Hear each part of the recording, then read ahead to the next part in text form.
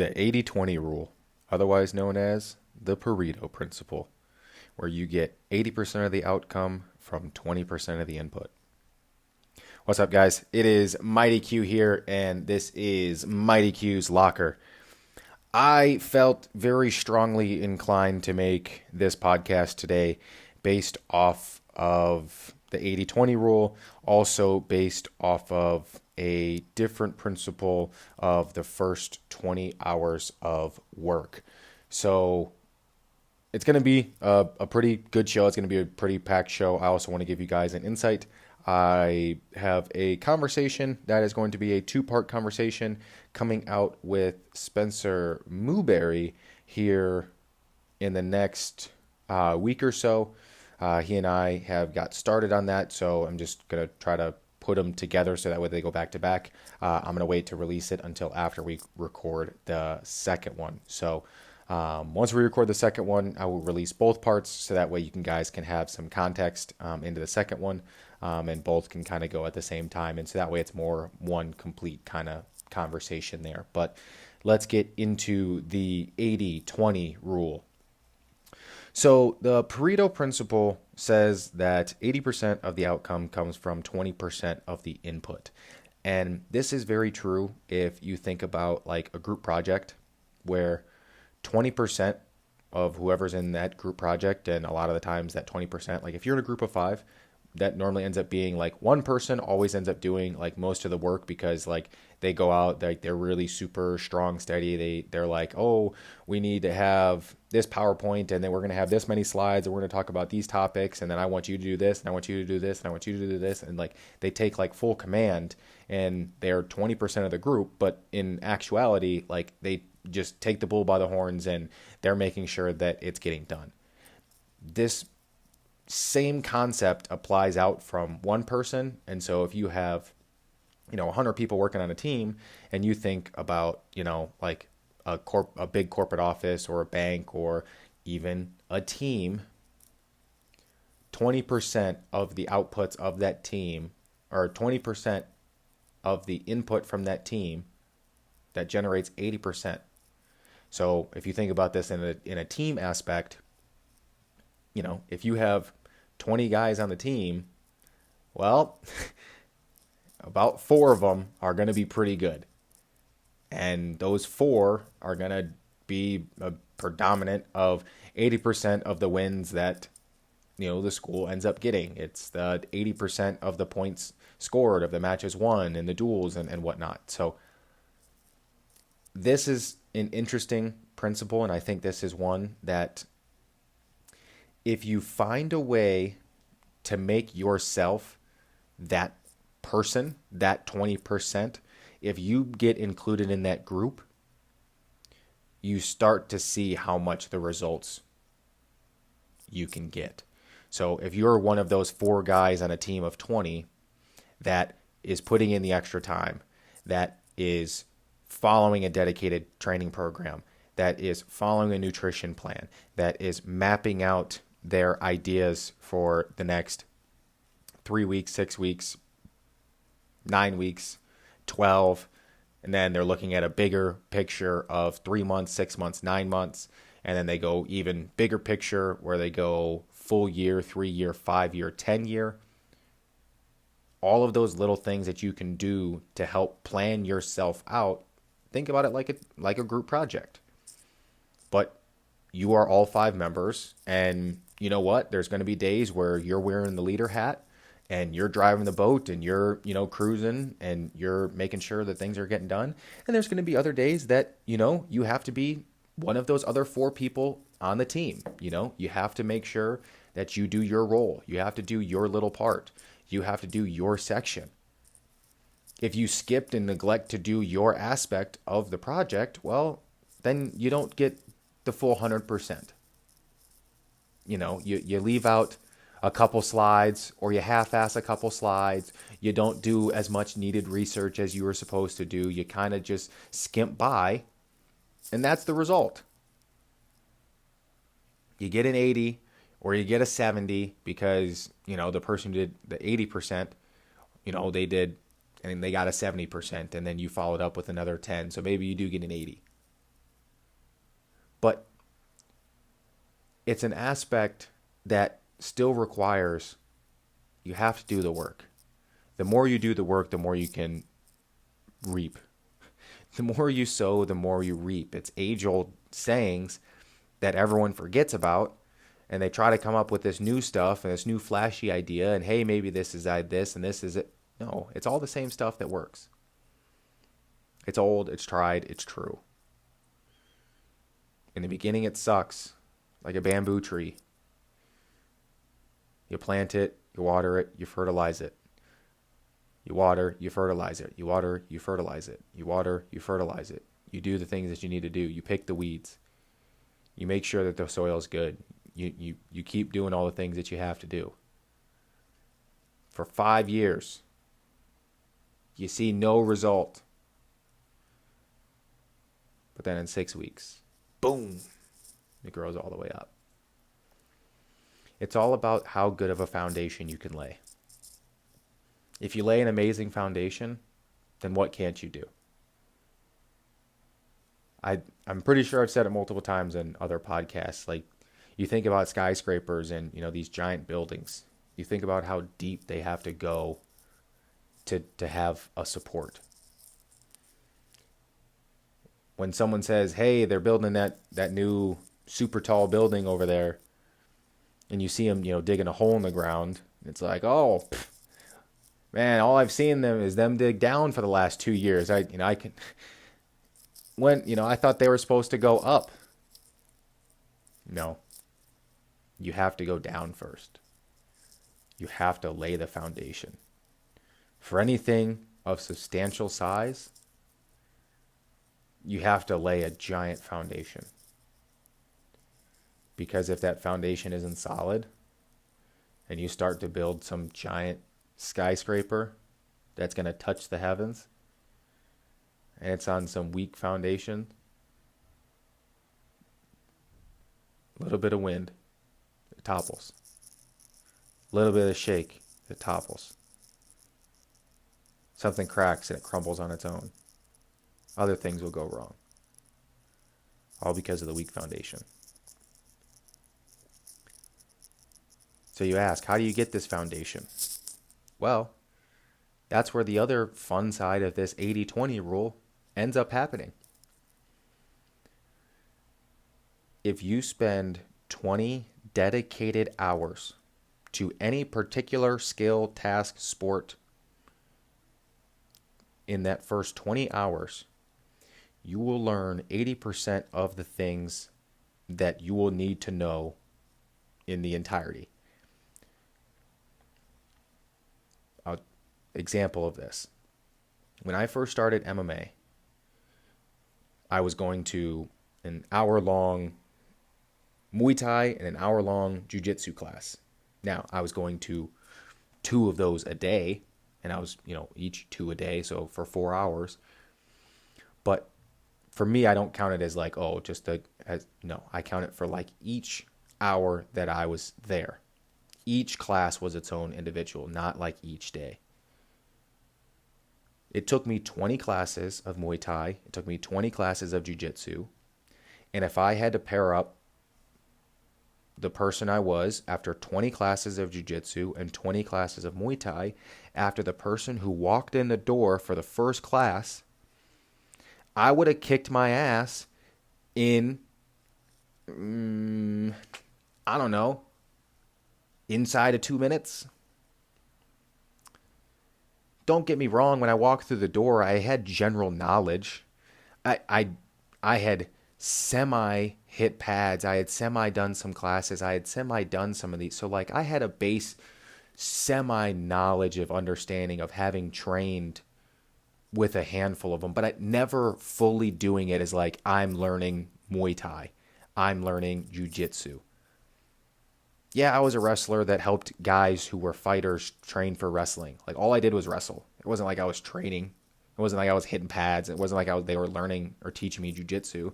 Yeah, we talked over some stuff, but it wasn't I was wrestling.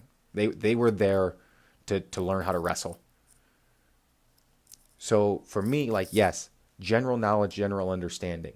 But after 20 dedicated hours, I had 80% of the foundations. I knew a bunch of combos. I knew a bunch of different of the basic stuff that I'm going to use as 80% of my arsenal. Going forward, you need a jab, you need a cross, you need a hook, you need an uppercut, you need an overhand, you need to know how to switch your stance, you need how to head movement, like all those little things that you think about. And it's like, okay, for 20 hours of dedicated learning and work, also separated over, it was less than 20 days, but essentially it was like 15 days and like 15 class days. But then also other break days in there. So you look at it and it took me, I don't know, it probably took me almost a full month to have 20 classes of both because of the days off and other days were certain classes that I was able to go to. So you go, okay, after the first month, what did I look like? Well, because you stuck to it and you stayed determined and you were focused and you knew what you were doing, you were paying attention, you were doing the things and you were present in the moment learning, you have the base knowledge. Now, to get the remaining 20% is going to be the lifelong seeking of learning new things. Okay, how good can you get at the fundamentals? Well, you can always be better. You can always tweak it slightly. You can always do something more. That's why I talk so heavily all the time with wrestling about just do the fundamentals well. Most people don't do the fundamentals well. If you do the fundamentals well, which is the 80%, you're already, most of the time, most people do like 50% of fundamentals right. So if you do it fundamentals correct at 90 or 100%, you're already that much ahead. Then it's only the slight little tweaks. And that's the reason why people, when it comes time for March Madness, why every single year, the lower seeded teams where people are like, well, they just do the fundamentals right. They don't have much star power, but they do the fundamentals right. And it's like that team normally wins a couple games in the tournament every single year. There's a team every single year. And it's every time on the stat before the game. Well, what do? Well, they do the fundamentals right. They don't make mistakes. They capitalize on the other person's mistakes. That is the key to victory in every single sport, in every single arena, in anything that you put it to. Don't make mistakes and capitalize on your opponent's mistakes. Period. Game over. That's the fun side. It only takes 80%. And here's the best part. Everyone knows the 80%. It doesn't involve you inventing some new move. It doesn't involve you inventing some new thing. It involves you doing something slightly better. Think of Chick-fil-A. Chick-fil-A is open one day less than everyone else. Chick-fil-A sells one line of food. They sell chicken. They have a sandwich. They have some tenders. They have nuggets, which are just cut up tenders. And yet, the reason they do so well is because their customer service is better than every single other fast food chain in the history. There's no other fast food chain that is more concerned about customer service and making sure that people feel good when they're at the restaurant and they make sure that their stuff is taken care of. Chick-fil-A does the fundamentals. The reason their chicken sandwich is good is because the chicken sandwich that you get from the Chick-fil-A that's in Fargo versus the one that's in Indiana versus the one that's in Colorado versus the one that's in California versus the one that's in Virginia, every single one of them tastes the exact same. The people there are the exact same. The customer service is the exact same because they do the fundamentals well. They do nothing special. They do the fundamentals well, and then they capitalize every so often on those little things. So it's like when they came out with that lemonade frosty thing that everyone loved like 2 or 3 years ago. Like when they first came out with that, people were like, what? But then you kind of tried it and it was like, oh, this is kind of cool. It's like a weird lemon slush, but it's like ice cream. So it's really, really good, actually. That's the little 20% thing that's like, oh, hey, every once in a while we kind of tweak something. Or we add in a new special, or we throw in a discount, or we give you a coupon. That's the extra 20% that like everyone likes to focus on. It's like, how can I do the 20% better than everyone else? It's like, focus on the 80%, dog. Do the fundamentals right. Make sure that the fundamentals are set and established. Have some good footing. Customer service for Chick-fil-A. That's their foundation. That's their footing. It is quality and customer service, period. That's what they stand on. That's their foundation. And they stick to it. And they knock it out of the park. So it's the same with wrestling. You want to be better than most people? Okay. Most people have a terrible stance. And it's not that they have a terrible stance at the start of the match. It's that they have a terrible stance after the first 30 seconds. So you know what? Having a better stance than most people leads you to having better position. And that is what ends up making the difference in a match, maybe. Having better position, having a better stance leads to you being able to be in a better position to get a shot off once your setup works. And boom, right there, now you get your takedown. Versus you were in a bad stance, you couldn't capitalize on that opportunity, it took too long, and now you missed it. And that's the difference between you ended up on your back versus you having the takedown. It's because of a fundamental of I was in a poor stance before I took that shot. But instead, people are going to go, oh, that was a bad shot. It's like, no, you were in a bad stance before you took the shot. You didn't have a setup to give yourself the opportunity for that shot. That was a dying shot waiting to happen. Whether you squeak it out or you do something else, that's the reason why. The shot was failed from the start. You were in poor position and you did it without a setup, or you did a half-ass setup. But when you do the fundamentals right, like having a good stance, having good setups, having good execution on your shots, and right placement and maintaining position out of all of it, if nothing else, maintain the best position. What does that mean? You have a better stance throughout the entirety of the match. In every position, whether you're on top or bottom, you're maintaining great position. When you're on bottom, your position is constant movement. That's the name of the game on bottom. The name of the game is constant movement. I get it. Trust me. I was terrible at bottom. My fundamentals on bottom were not that good. Now, there was days I was good when I was in the right mindset and I actually engaged and I checked in and I understood and was actually engaged in what I was supposed to be doing. Then I was wrestling really, really good. But there was a lot of times where when I was on bottom and I didn't hit a move off the whistle, I kind of stalled. I waited for another opportunity. I never went and created them. I just waited for them to happen and would kind of stall out and kind of lounged and tried to catch my breath. And there was times where that was needed. There was times where that was part of the plan. But for the entirety, for the most part, like the name of the game on bottom, movement, get up and out. So for me, I always try to take advantage on the whistle. I put all my eggs into that basket. I was so good off the whistle. If it wasn't right off the whistle, it's going to take me a second. Because what happens? You get put in a bad position. You know what's really hard to do and move on bottom? When you're broken down flat. It makes it really hard to execute on bottom and move and try to get up, reverse. When you're laid flat out. Now, once you build back up to your base, you're in a better position. Maybe it's now an opportunity, but it was from a poor position. So if you're in a poor position, yeah, you're going to end up kind of dealing with the effects of being in a poor position. The same goes if you're in a bad stance. You're more likely to give up a shot or get thrown. That's what happens. The same goes on top. You wind up in a bad position. A guy reverses you. A guy stands up. He gets out. Boom. You gave up points. Maintain the best position. That's the base of fundamentals.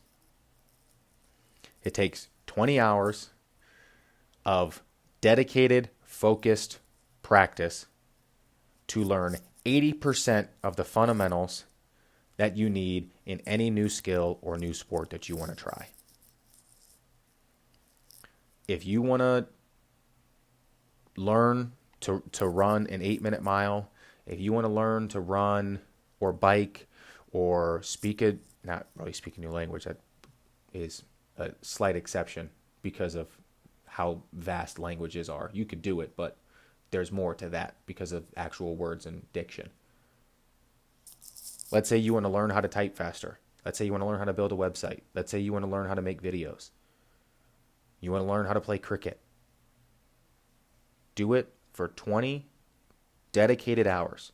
And after that first 20 hours of dedicated focused work and you have 80% of the fundamentals, you will then be able to make a plan and you will have more knowledge because of the experience of doing it. That is what is teaching you.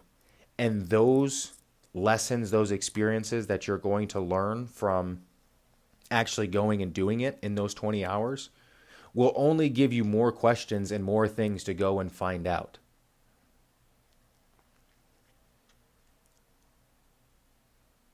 I don't exactly know the statement or the saying exactly, but the only thing that comes to my mind is like the more you know, the more you know how much you don't know. And that's the whole basis of the 20-hour for 80% fundamental rule.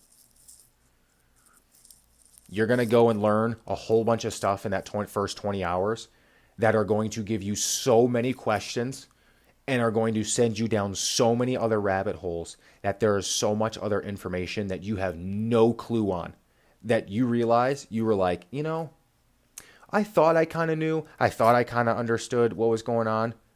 I have no knowledge of this. I am a slight grain of salt in a giant beach of this topic. And the more that you do that with, the more you realize how much is out there that you don't understand. But you have to do it to figure out what you don't know. So that's it for me today, guys. So I appreciate it as always.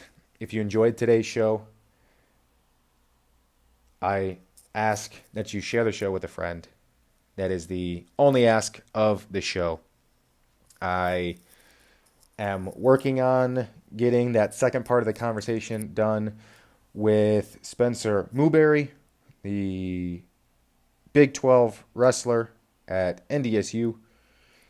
And once I get that part 2 conversation done, it'll be posted. But as always, guys, I always appreciate it. And I will talk to you guys soon. And we'll see you when I see you. Bye.